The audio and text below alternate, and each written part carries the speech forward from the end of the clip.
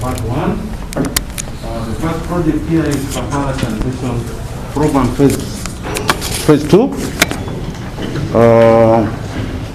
So that table gives the heading, the summary, the project, the commitment date, the financer, the amount committed, amount disbursed, percentages disbursed, start date, end date, and then remarks. Briefly, the summary of all the projects. So the first project here is Kampala Sanitation Program, phase 2.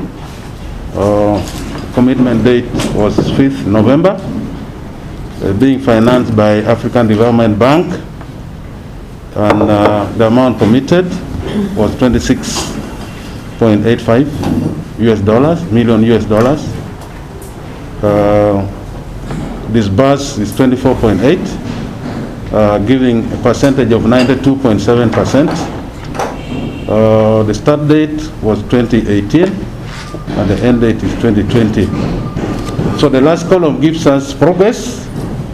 Of course, here we are saying that slow progress of outstanding works for Nakevubu wastewater treatment plant was due to coronavirus. Also delayed remittance of government of Uganda counterpart funds for payment of the sewer network contractors also has been one of the factors. Also additional euros of 12.2 million will be required over and above the counterpart funding provision in the MPF of the current financial year.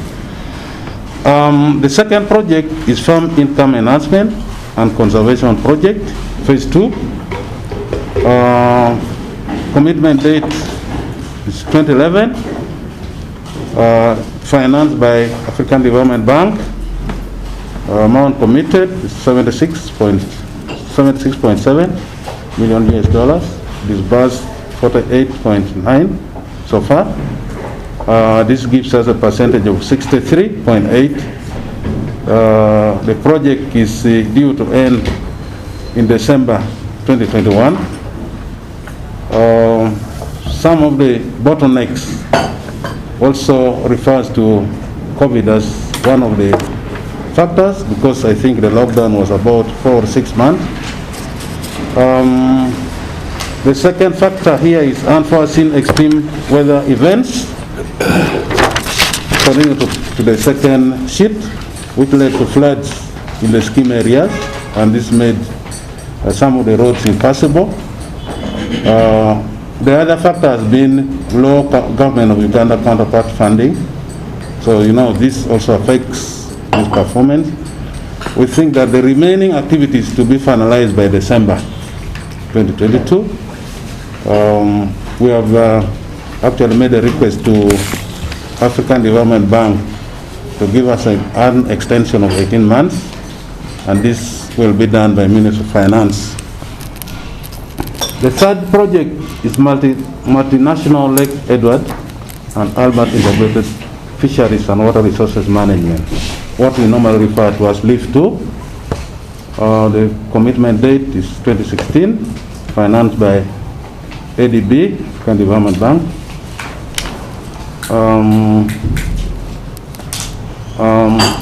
Committed amount of funds committed was 6.91.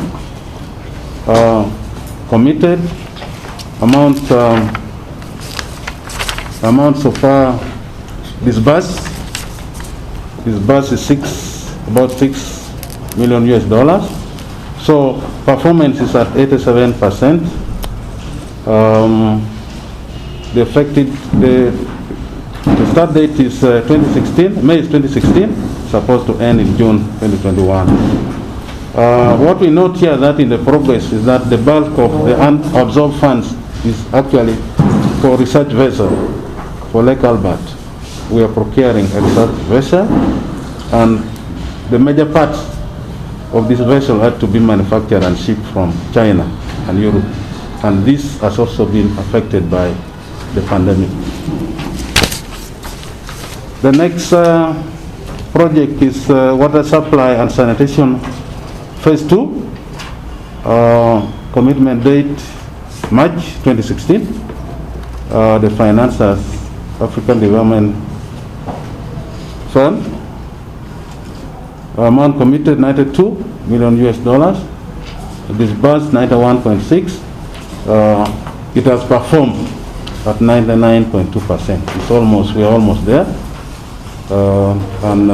This project is supposed to end in June 2021, and I think this performance is good. The fifth project is Watson Phase 2. Commitment date June 19, 2019, being financed by French Development Agency. The amount committed is $173 million US. Amount disbursed $26.4 million US. It has performed to date 17.6%, and this project is supposed to end in December 2024. Some of the reasons for delays has been lengthy negotiations with some project-affected persons. You have to secure land and other assets in the project area. The sixth project is water and sanitation infrastructure in southwestern cluster. This is being implemented by National Water and Sewage Corporation. Commitment date June 2019. Financer is French Development Agency. Commitment amount $138.4 million US. So far, disbursed is $7 million US, so it's performing at 5%, slightly above 5%. This project end date is December 2024. Progress, design reviews and tendering for construction work has been completed, and therefore we expect the construction work to be finalized by June 2024. So we think that by the end of the project lifetime, we should be able to complete this project. The seventh project is Strategic Town Water Supply and Sanitation Project. Effective date is, commitment date is Feb 2019. Financed by ADB. Amount committed $62.48 million US. So far, disbursed is about $7.3 million US. The project is performing at 11.7%, and the end date is June 2024. Here we note that the first year of project implementation is normally for reviews, design reviews, and tendering for construction works. This has been completed, and we have commenced construction works. And we think that the project will be completed by the due date of June 2024. The last project here on our list is Integrated Water Management and Development Project. Commitment date March 2019. Is being financed by the World Bank. An amount committed is $251 million US. Amount committed now, amount disbursed is $13.14 million US. So in terms of percentage, it is performing at 5.2%, and this project is expected to end December 2024. Of course, here we note that last year we mainly did design reviews, and also the construction work has design reviews for construction work has been completed, and actually we have commenced project implementation, and we are very sure that by December 2024 we should be there. Thank you, Honorable Chair. That was the first part, the summary, general in terms of finances. Now we go to part 2, which is the summary of physical performance by each project. So on page 1. Thank you very much. I don't know. Should we go through all this?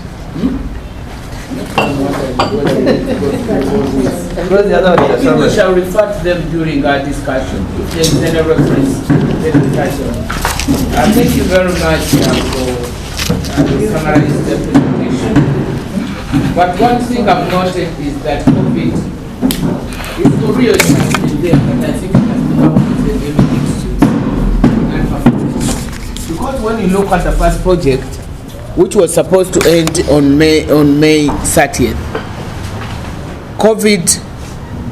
the advent of COVID came in 2 months earlier. And it's now being used as the excuse for delaying that project. I don't know really where that is the real reason for the delay. We should not hide. If there are other reasons other than COVID, we know COVID have affected many of the infrastructure projects, but if there are other reasons, please don't hide them under COVID.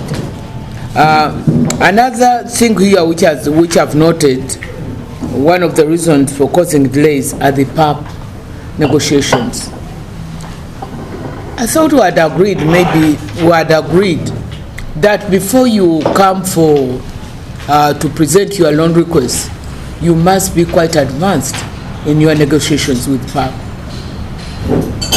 Because what do you use for as a basis for determining the numbers which are going to be spent on PAP if they are not negotiated ahead of time? And Honourable Minister, you guide us on this. We've been crying every time there is an infrastructure project for Central Utility Corridor.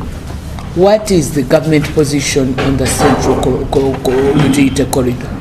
Because roads will come and make compensation for the same area which you have already compensated for. Umeme will come and do the same. UDC will come and do the same.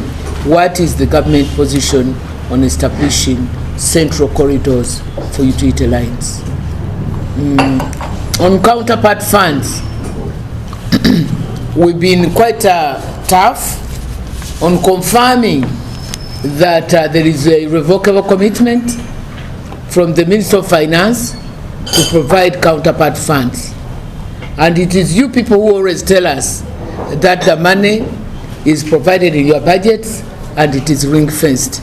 So if you come today and say that counterpart funds is one of the reasons for the delays, I think you are unpackaging your lie you told us before. Because we insist, and we insist on even on getting a letter from Minister of Finance making a revocable commitment and also confirming that that money is in the budget. And they will leave the owners to prove it to you. But now you are saying counterpart funds is one of the reasons, lack of delays with counterpart funds is one of the reasons for the delay. These delays have a serious impact on the economy, because normally when we are borrowing this money, we do analysis to see what this particular project is going to contribute to the economy. So if it is delayed, there is a loss to the economy. And now you see with the inachievable, the health hazards is getting worse now that it is raining. There is flooding everywhere. So the savings which we thought we would make by investing in these projects are not being achieved in the medium and short term.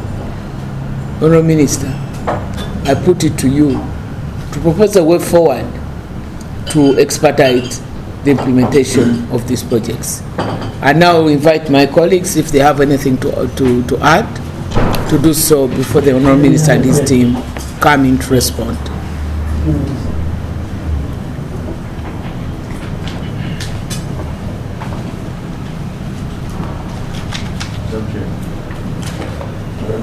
Yes, please. I had two concerns. Yes, ma'am. ma'am. Was the counterpart fund that you have raised. I'm also wondering what is the status now? Have they received the funding now or not? Number two was just an inquiry into when we read the physical performance of externally funded projects. It brings the question to me: what about the? We are talking about external loans. What about the internal? Is there no internal borrowing that went to the Ministry of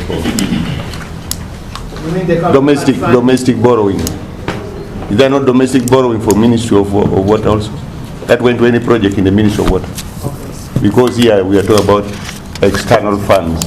What about for domestic, in case there is any domestic borrowing? I was inquiring if we have domestic borrowing which went to any project in the Ministry of Water, what is the status? Okay. Yes, next. What? Is there another colleague who has got a concern on the presentation? Yes, Madam Chair, I'm looking at the farming management and project.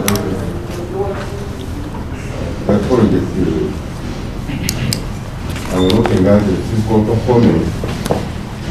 One of the areas which is in the very difficult. But here when you go on ground, I don't see something tangible for this. If I don't know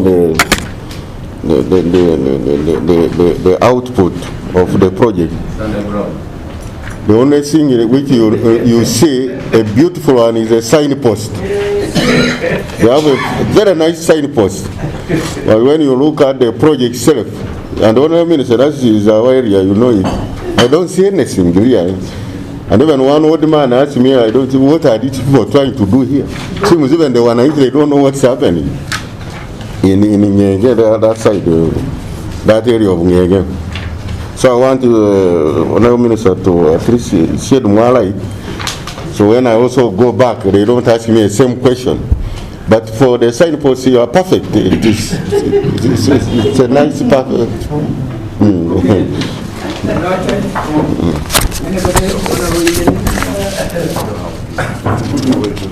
Madam Chairperson, thank you for giving me this chance. What our brother presented. If you go on the ground, there are so many there are so many mistakes in terms of quality. You find some materials, instead of using certain gauge which was agreed, they are using that one of less gauge. Things like iron sheets, barbed wire, and so on. So it is a very big issue. In terms of quantity, now quantity, these solar panels, instead of maybe 40 to run the what, to pump the water, they have put 20, and it has failed to pump the water. So I don't know really whether they are serious or, because you tell the contractor, the contractor claim that it is the ministry who has told them to reduce, that they are very technical. They told the ministry this is the one they required, but the ministry, they are going to have the budget, and here we have approved the real budget. The sum of money which to complete that project. Then you go on the ground, you find they have reduced. So the thing cannot what? Cannot do what it's supposed to do. So I don't know what we shall really, what we can do. If possible, if we go to this project physically now, we shall see so many unwanted. But maybe because of election after January, we better go and visit these projects physically. Then you will see the projects. These projects are really chaos. They have not done what's supposed to be done. That's my subject. Which one? Which project? All of them. Which one?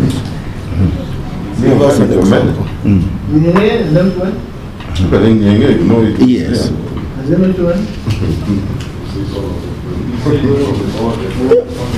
On which ones now? There is one in Wachiato, which never worked.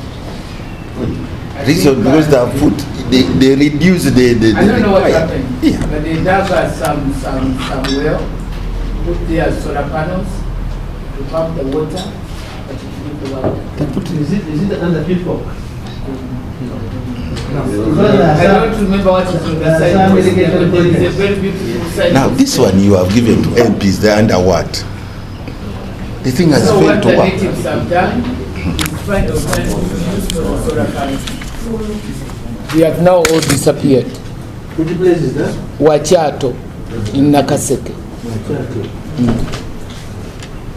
Report police, the one should be arrested. How will you identify them? I think they didn't want wastage, so they chose to put them to use elsewhere. Minister was negligent. Minister was negligent. Madam Chair, from what Honorable has raised about the quality of these works, and suggested that we need to have a visit to these projects. After the 12th of January. The issue is that we can take a sample of by ourselves. We just take a sample of some projects ourselves and go to visit. From different districts. Yes, from different places to go and see if it's agreed. That's not, okay. I don't know whether you are the people who visited Kenya. Is the parliament visiting Kenya? We did. Yeah, I went there. We did. Normally, I look at it from there. Yeah, but for us, we didn't as a committee. He lives there. The person there when he's going home. No, I don't pass there. He dodges. But I've visited it. I can tell us also. What is your impression? I visited it about, I think a year ago. But by that time, works were going on properly. But now, anyway, there's somebody here They were putting up. in charge of people. He will have to answer. Okay. And Honourable Minister, why you chose only that area and you left the other part of Sudan? Remember, I discussed with you, majority of the farmers at the other side, but you concentrated along already when you left the other side up to them. I remember thinking, why can't you also extend to that side also those for benefit? Okay. You will Honorable Kena? Thank you, Honorable Chair. I'm trying to look ahead and I would like to hear from the Minister. The sort of plans they have for the cities. We have found ourselves in a very strange situation, a mixture of rural and urban, and I'm hoping that the ministry is a step ahead in trying to prepare on how we're going to have an integrated arrangement for the new cities as they come into effect. In terms of provision of water. Yes.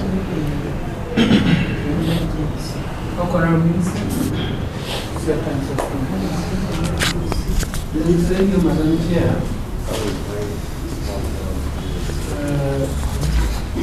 As far as the question of corridor for water, electricity, and other utilities, government has been discussing this matter, but I think we have not come really to, we have not reached we have not got a proper solution to this problem. But otherwise, we are all concerned that each time we want to provide an area with water, we want to provide to extend electricity, we have to go on negotiating afresh. So it is the desire of government, and I think government is committed to solving this matter. Honourable Minister, we've got a very restrictive budget now because of the limited sources. And one of the areas where we're going to spend a lot of money is paying for wages for these projects. Can we really request government as a way of cost cutting to consider establishment of the central utility corridor? We are now stuck. We are looking for money from the public to finance projects. And these are some of the projects which are being funded by the domestic borrowing. So can we really get a solution? You people who are in management of the physical infrastructure ministries, please put up a spirited fight to have this sorted out. We've been talking for the last 4 years, but nothing is happening. And I know until you, the ministry, the users, those who spend, come in aggressively, this problem will remain a talking matter every time you come here. But it's a very high cost affecting project implementation. Because this is the PAP, which is a big excuse for delaying the projects. And it's a big cost because this has got to be met by government of Uganda. It's not usually part of the loan. So I think government needs to do something. When it comes to counterpart funding, Madam Chair, I think I would say the blame should be squarely on finance, because they are the ones who present the request to cabinet. They are the ones who confirm availability. Exactly. They are the ones who present these requests to Parliament.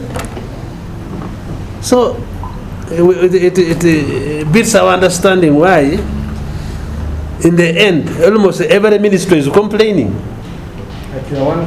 Yeah, almost every ministry is complaining that the government is not fulfilling this part of providing counter funding. And this is what has delayed some of the projects that the ministries are engaged in. And I think in our ministry there must be several where we require counterpart funding, but this has not been provided. So in that case, colleagues, I think it's better to suspend external borrowing until government finds enough money to provide the counterpart funding for the existing ones. There is no need. There is no need, and it's a waste. You borrow money, you start paying interest when there is no progress.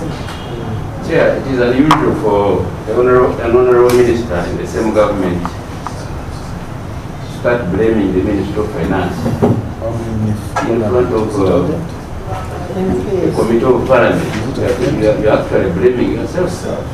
Because yeah, but somebody... There's what they call collective responsibility. You are in government. You are supposed to work together to raise the money. So are you saying that the Ministry of Finance presents loan requests here without your information? No, or without your... We are normally told, now, Madam Chair, normally we pass the budget. But what is actually released sometimes is not what was passed, because the money is not available. So it is possible, and I think this is what this is the reason, is that money may not have been collected. You know, you can pass a budget, and of course, almost all of you know.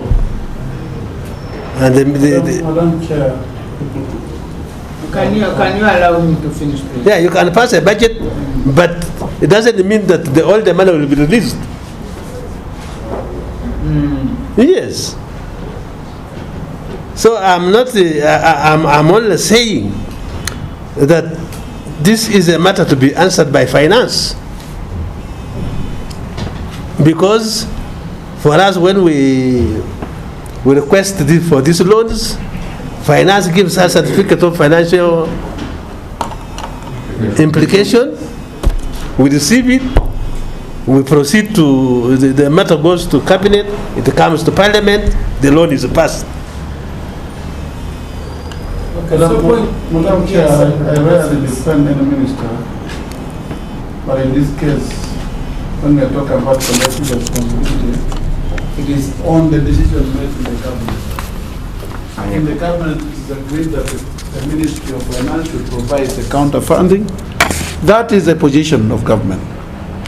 If the particular ministry is not fulfilling their work, we cannot blame the Ministry of Water and Environment, and they are right to complain that the finance is not giving us the money. It is upon us to call the Ministry of Finance here and say, why are you not giving the counterpart funding that is agreed in the cabinet? And that's where I don't think he is wrong to do that. Our duty as a committee is to call the Ministry of Finance to answer those issues now. But I think I go with you, I go with your idea. Madam Chair, I agree with you that we should suspend the funding until we have a concrete reasons for government to explain why they're not providing the counter funding, because otherwise all the projects will be stale, and then we will always be getting this, excuses of government failing to provide the counterpart funding. As you are aware, we are almost reaching the ceiling of our borrowing. Yeah. 2% of our GDP. But much of the numbers which are there, they are part of the unrealized projects. They are part of the unrealized projects. Because if you take all these and say we borrowed, and you put all these as part of the aggregate of our borrowing, we are giving inflated figures. We are giving inflated figures. I think it's a really serious matter. For me, I would be comfortable if we suspended borrowing until this issue is addressed. Yes. Okay, thank you. Proceed, please.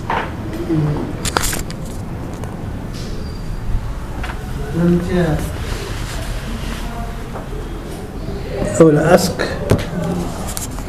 somebody to answer this question of domestic borrowing. I don't know whether local borrowing. Madam Chair, the way I understand it is that the local borrowing is to finance the budget. Whenever there is a budget shortfall, if they project that they will not get some revenue, they will either external borrowing or internal borrowing. That internal borrowing, we access it as counterpart funding or as purely GOE funding projects. There are others which don't have external financing. So the local borrowing comes to us, we budget for it, but it comes as counterpart funding. So if there is a shortfall in the release of counterpart funding, part of it is coming from domestic borrowing. But we don't borrow specifically for a project. We go to Ministry of Finance and say this is domestic borrowing, is going to translate exactly into this unit. That doesn't happen. We take from the pool. So that's as far as our explanation goes. But can I, although you may seem to have made a resolution on suspending external borrowing, let me just give you an example of this project, EVOC 2, which we are implementing, and by June next year we shall have finished all the projects. We did not get the external, rather the counterpart funding that we use for land compensations, especially project affected persons, when we expected it in the first year or in the second year. But Minister of Finance gives us a commitment that you go and start the construction. We sign consent agreements with the project affected persons, and they have been very, very generous and good to us. The construction goes ahead as we compensate. Every time we get money in bids, we go and compensate a batch of project affected persons, with the promise that by the end of, before the project is completed, all the affected persons will have been compensated, which is also very magnanimous from the development partner side, because African Development Bank will relax some rules that as long as you have a commitment to pay and the affected persons have agreed, continue with the construction. The World Bank would not have accepted that. So if you close this window of external borrowing, we lose that flexibility. Yet by the time the project comes to a close, everyone is compensated. Minister of Finance will have given, because no project can be commissioned when the PAPs are not compensated. So there is that flexibility. And if I may also tell you, World Bank has also borrowed a leaf that if there is partial compensation of the PAPs, if they wanted 100 million and you got 50 million, they now allow you to start with that part of the construction. And then you make a promise that maybe by the end of the next year or 2 quarters, 6 months down the road, we negotiate with finance and then you compensate the other half. Because they have also realized that government has a number of challenges. If you request for all the counterpart funding for compensation of PAPs within the first year or the first quarter, government cannot give it to you. But over time, it can give it to you so that you do not stifle the implementation. So my prayer is that you revisit this resolution, because if we become too hard on ourselves, then our people may miss the service delivery which we have all promised, which we would all like our people to get. That's my prayer. Yes, Madam Chair, first I want to apologize for not coming in the suit. I thought I was going for another trip to go country to visit for another committee. My apologies, it was an invitation. Madam Chair, not best appropriate. But on another note, from my brother Engineer Chimanzi. Yes, we could be in agreement with you that the counter funding may not all come at a go. But we also have seen scenarios where government does not honor the counterpart funding and the loan stifles for some time. And through that, that's some part of the challenge.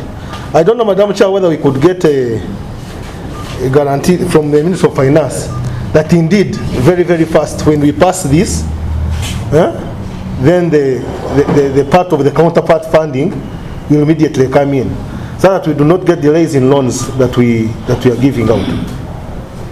We need to get that assurance. We've been asking Minister of Finance of recent to provide us with the revocable commitments, and they've been providing the letters, but they never meet their promises. We even go to the extent of confirming that money is in the budget,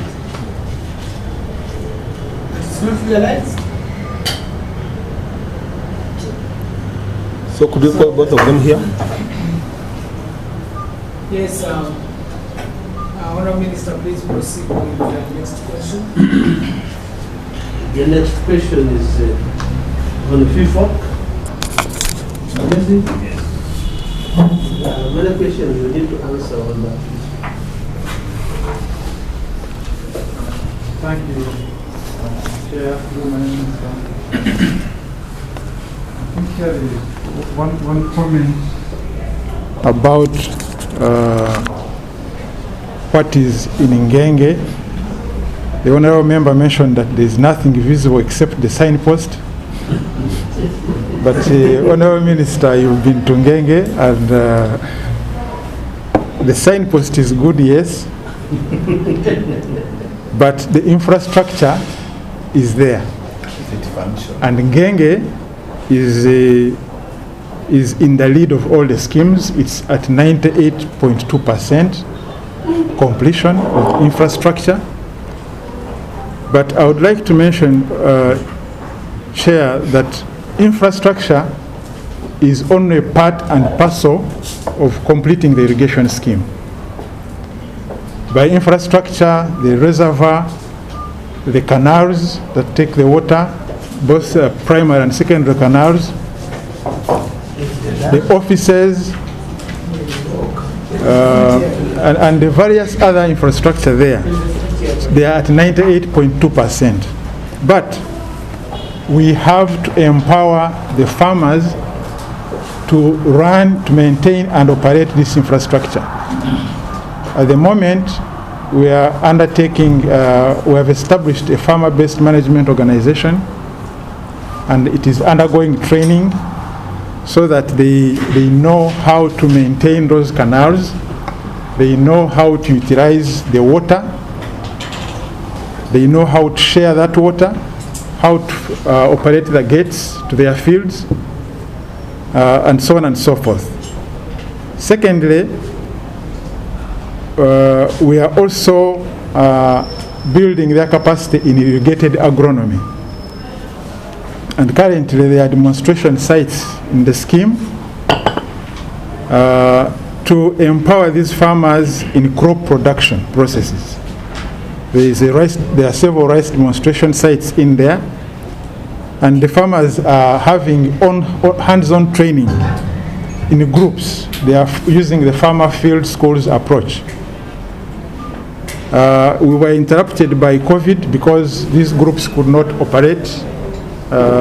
Now we have to divide them into smaller groups. So that's why it's going to take a little bit longer time to empower these farmers, to give them these skills and knowledge. We also have an agribusiness component, and we are giving skills in aquaculture and apiculture. We are setting up ponds in the catchment area and also apiculture facilities as a form of giving those who are not farming on the scheme other livelihood incomes. And of course, we are also working on the catchment to ensure that there is a sustainable supply of water. Because if there is no water, then the irrigation scheme is not going to be functional. So we are currently working on all those. By the time we hand over that scheme, and that's why we are seeking for an extension to December 2022, the scheme should be fully in production, and all these other components, all these other interventions in apiculture and aquaculture should also be fully functional. The farmer-based management organization should be fully functional, and the farmers run the scheme as a business enterprise on their own.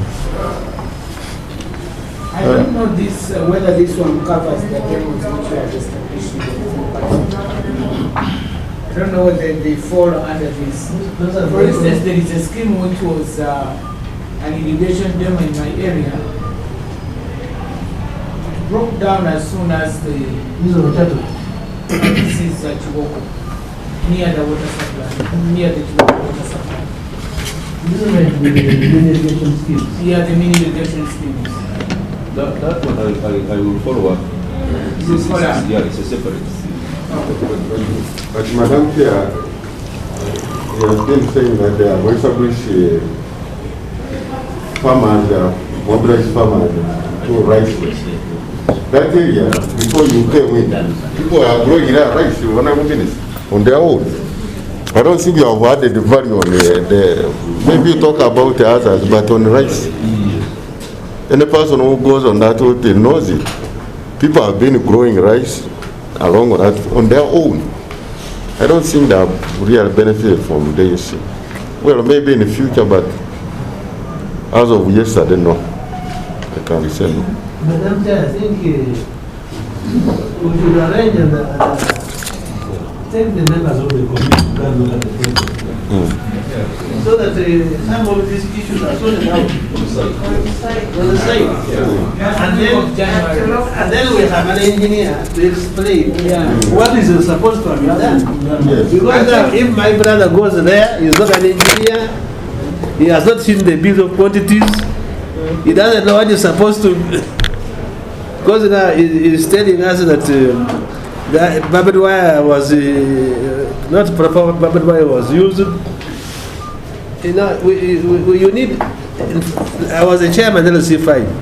Whenever I used to inspect, I would go with the engineer plus the bill of quantities to see what should be in place. But if I went alone, I would probably condemn something which is correct. So let's plan and we all go. And we visit there during a dry season. Yes. Then we see, because that's what the season. Yes. Then we see what the plans are important. They all got together. Good idea. So Wachato, Nakaseke, what have you got? I will follow that one up. I was just encouraging. Mr. Minister, if you see gauge what? There's gauge. Various gauges. Various gauges. Various Such a big project and you see this the light gauge. The light gauge, definitely you know this is not proper. I think that will be sorted out when we go to visit the project. It was a gauge well. We'll sort it out when we go to visit and also look at the BQs, get the engineers to show us the BQs, and we see the compliance. Anything else to add on from the minister's side, please? Otherwise, colleagues, do you have any more questions? There's one by the member of parliament for Iram City. He was talking about provision of water to cities. Now, the man for urban, who is yes? Yes, I'm here. Okay. Can you answer? Thank you, Chair.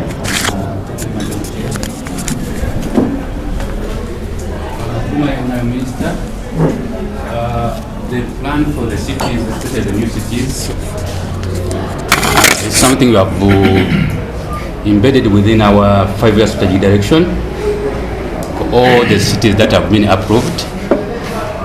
And we are going to start the process of sourcing for financing. First, we shall start with the designs for the water supply and the sanitation infrastructure. It's something we are planning. We are not seated. It's work in progress.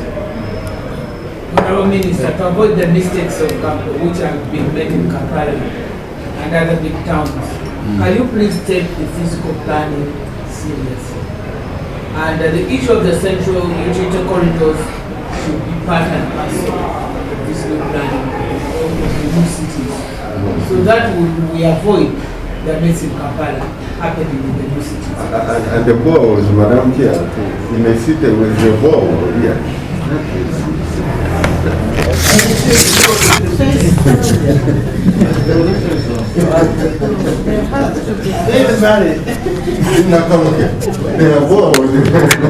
In the city.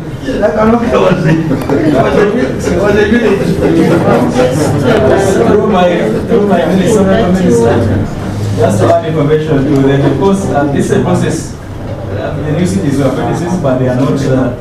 They have been around, and most of those challenges are also being assessed. And we have actually we already started on some of the processes of upgrading water supply systems in some of these areas. We have the example of Buru, the new city, and you witnessed a project His Excellency was commissioning last week. So there's a big project that is going to take water from Karuma to improve the water supply in Buru city. So in the next 3 years, Buru city will be done. You take the water to Gulu, it doesn't go to Lira. Yes, so that if you are drawing it from Karuma. The next plan, as my colleague has mentioned, should be budgeted. Mbarara is also another city which is also being addressed with the support of the ones from the French. We're getting water from Angera and it's coming up to the best in Mbarara situation. And that one, even the full project integrates very well with the honorable members concerned about integrating between rural and urban areas. So Angera to Mbarara is supplying almost everything, rural and urban areas. So we shall continue doing more such projects and bringing the designs to you for approval where we identify appropriate funding. Okay, Mike, I think. Madam Chair, Honorable Kajara. We have raised this matter time and again over water disposal, sewerage, especially in the towns and in the cities. It's been a work in progress for a long time. You see, the amount of water that we generate must be able to be disposed. Waste to disposal? Waste, no, water disposal, just sewerage. Waste water. Waste water. But in your plans as a ministry, if, for example, I ask you what is the rate of coverage, sewerage coverage in Kampala, you tell me maybe it is between 10 and 15%. So for all the water that you generate must be able to be disposed by way of sewerage. So even in these towns which you are planning, you should have a plan for water disposal, for sewerage and sanitation. Because it's very, very important. Because at one time we thought if there was an earthquake in Kampala here, and all these other private sewers gave in, this Kampala will be abandoned within 1 hour. It will be the worst disaster. Yes. No, but you must plan, because you are now planning these refugees and so on, but it was an afterthought. Yes, you want to say something? Yes. Let him on. I think this is also related. Have lost sewers and about the cities. I want to find out about Lopei Dam. Ministry of Karamoja came with a budget of 2 billion for design of Lopei Dam. When we asked them, they said it was also there in the budget of the Ministry of Water, another 4 billion. So in all there was 6 billion for Lopei Dam. But when you pass there, there's nothing going on there. So what is the status of Lopei Dam from the commissioner in charge of the dams? Okay. Thank you. Yes, please proceed. Through my minister. If I can talk about national water towns where we operate, we are coming up with a sanitation investment plan, which has been finalized and is yet to be approved by the board. Where we shall address the issue of sanitation in all the towns where we have presence. And our focus is mainly on the package treatment systems, as opposed to sewage systems we have in Kampala. We have we have tested them in Fort Portal and Chisolo. They seem to be working, and we intend to roll them over to the rest of other towns. But it's a gradual process. Need to hurry up because you're sitting on the time bomb. Yeah, of course, the major limiting factor is the financing. Okay, colleagues, if you don't have any more issues on the progress on the projects and the Ministry of Water and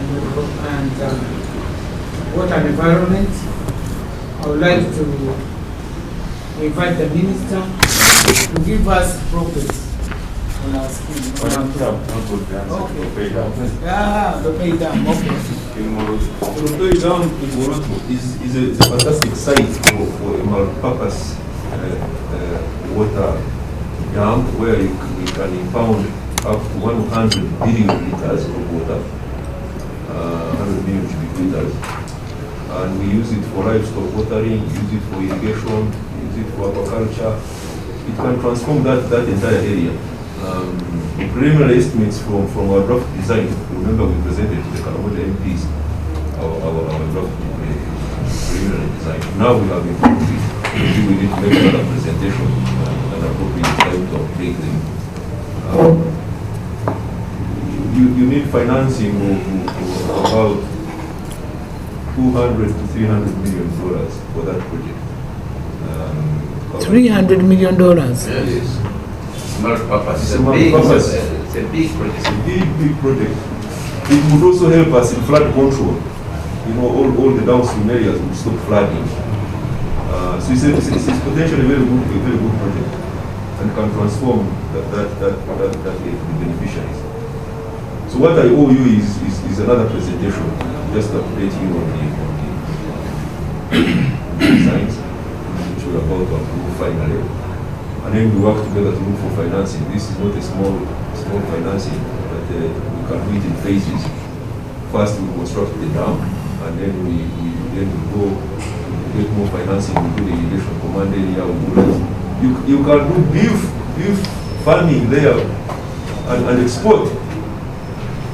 Send the message that you don't have to move animals looking for water. Water should be brought to the animals, and then you fatten the cows, process that, and export. So potentially it's a fantastic project, but I admit I owe you another presentation. Okay. Okay, thank you very much. Can you now move to our next